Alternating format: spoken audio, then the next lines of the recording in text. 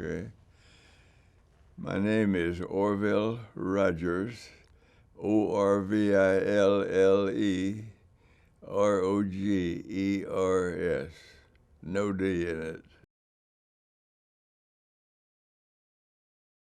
I thought God wanted me in some kind of vocational service, so I went to the seminary in Fort Worth. I enrolled about September the 15th, and 5 weeks later I got my draft notice. So that was God's way of turning me around. So I went down to the draft board and said, hey, can I get in the Army Air Corps as a cadet for pilot training? And they said, sure. So I was in 5 weeks before Pearl Harbor and stayed in until 46, a year after the war ended.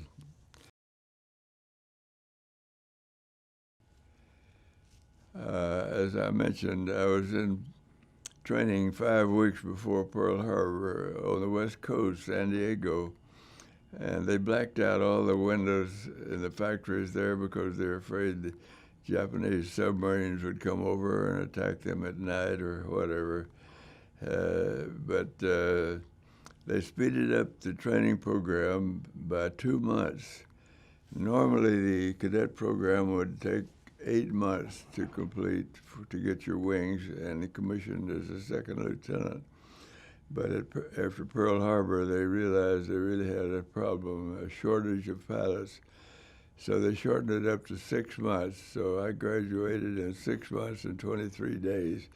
And it was pretty hectic because we were flying all kind of hours and rushing it up. And there were a huge number of accidents, many of them fatal, in the training command during World War II because we needed pilots so very badly that they speeded things up to the extent that we were cutting corners here and there.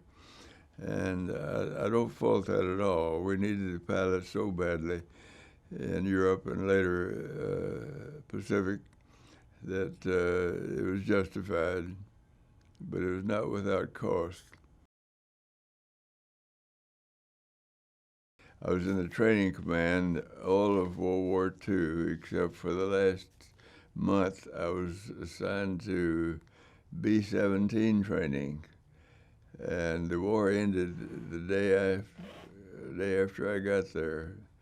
But they continued the training, and I did finish B-17 training, but of course never did go overseas. But if they hadn't dropped the bombs, I would have probably been in the Pacific Theater in another couple of months, without a doubt. It may have saved my life. I instructed in the twin-engine flying training program. We started out with 18-9s. It was a beautiful little all-aluminum trainer. Curtiss Wright built it, but they were short of aluminum, so they stopped making them because they needed the aluminum for the warplanes. And so we got assigned AT-17s, the Cessna bamboo bomber, they call it. It was not very much of an airplane, but it worked, so we graduated a lot of students.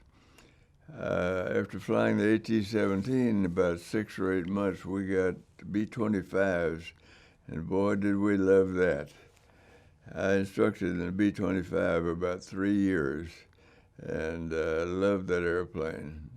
I was in cadet training when Doolittle's raid occurred, and in my mind's eye, I could wish I had been in on that, but I was a couple of years too late. North American flat-built great airplanes. I flew all 3 of their airplanes in World War II. And in the reserve after I got out. I flew the T-6 some, even though it was a twin-engine base. We could check out any airplane on the base and fly it in our spare time, and I'd check out a T-6, and we'd go out and practice aerobatics and dogfighting in the T-6. I loved that. Then we got the B-25, which was the best medium bomber ever built. And I stayed in the reserve at Hensley Field near Dallas, and they had 2 P-51s there. And boy, did I love that airplane. That was the best fighter airplane ever built in its day. And I've only got about 20 hours in it, but I sure did enjoy flying it. I met Chuck Yeager a few years later, and we talked a good bit about the P-51. Of course, he loved it as well. The mechanics didn't like me because I like to fly inverted a lot, aerobatics of all kinds. And inverted, the P-51 would lose oil out the breather pipe, and it'd get all over the tail.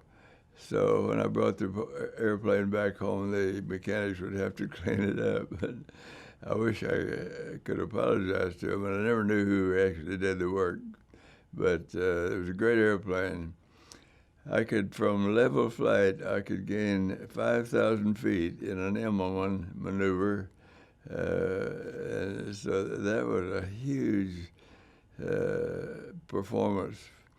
So I love the P-51. Well, World War II was different, particularly in that it ended with the atom bomb drops. And it has a history that no other conflict has. And Commemorative Air Force is very responsible in maintaining the effort to educate the general public, and particularly the young people, as to what actually happened during World War II and how the Air Force, then known as the Army Air Corps, helped with the invasion of Normandy, for example, and the battle over Britain and the bombing runs over Germany and other areas. They keep that story alive, and I commend you for that. Be careful. Wisdom and old age are supposed to go together, but sometimes old age marches in all alone. I'll be 101 in a month and a day. I've enjoyed flying to the limit. I have a total of almost 43,000 hours. I flew for an airline 30 and a half years. I was in the military a total of 6.5 years, Army Air Corps World War II and the U.S. Air Force in Korea. I've served as a missionary pilot in Africa for 13 months, and I have delivered 46 missionary airplanes worldwide for missionary work. About 20 of them were inside the United States, but 26 airplanes I've flown to Southeast Asia, South America, and Africa in about equal numbers. I've crossed the ocean 20 times in singles and light twins, and it takes a little bit of courage to do that. One of the well-known sayings about aviation is that there are old pilots and there are bold pilots, but there are no old, bold pilots.